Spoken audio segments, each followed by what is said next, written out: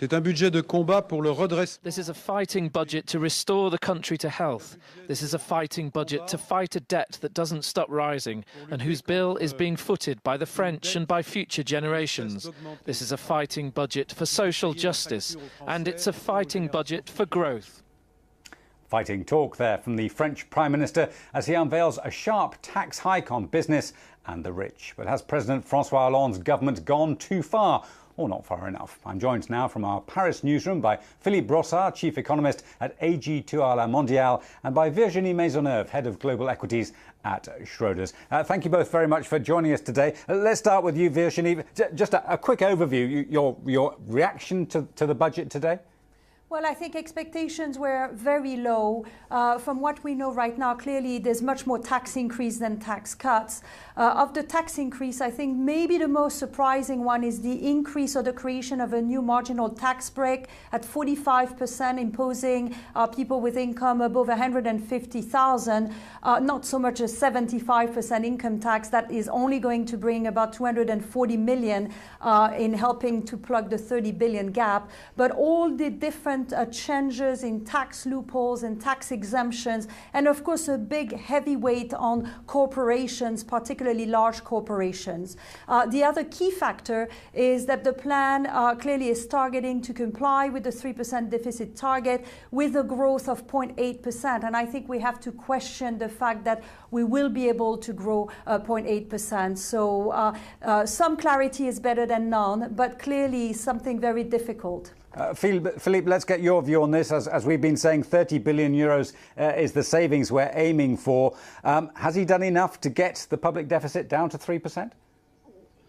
Yes, it's exactly that, because 30 billion represent 1.5% of GDP, and he wants to cut the budget from a current deficit this year from 4.5% to 3% next year. So the arithmetic is fine. The question is, when you cut deficits so aggressively, you may lose a significant amount of growth. Usually we used to say that at least when you cut the budget by 1.5%, you may lose as much as 0.7% of growth. That's all the conundrum of budget deficit reduction. But Moscovici says he's aiming for 0.8% growth next year.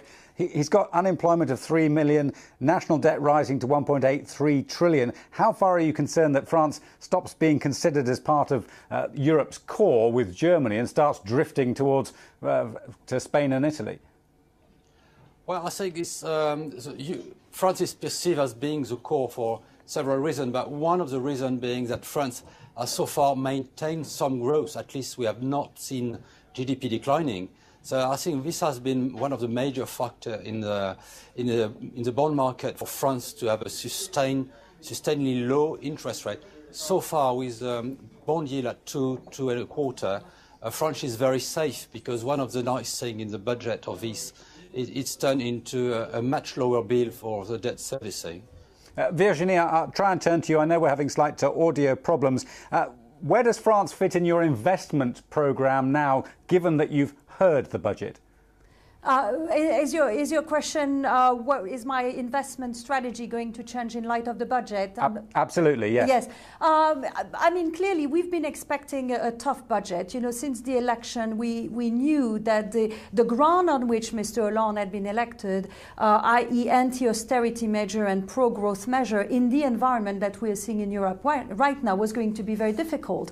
Clearly, taxes cannot be increased forever. And in this plan, where 2/3 of the whole to be bridged comes from taxes, I would say that, in fact, it's nearly the opposite of what he said he would do in his electoral campaign. Now, he is creating some jobs in the government, I think a net 6,000, but I think that, you know, a lot of that was anticipated. So no change to my investment policy in the portfolios, but clearly a lot of detail to go through over the next few days. Okay, and to you, Philippe, also, Hollande, it must be said, did inherit a pretty tough economy, but he promised a lot too. Is this a budget that can revive growth? Because without the growth, he's got no chance, has he? Yeah, that's really the problem. How much is it going to affect growth?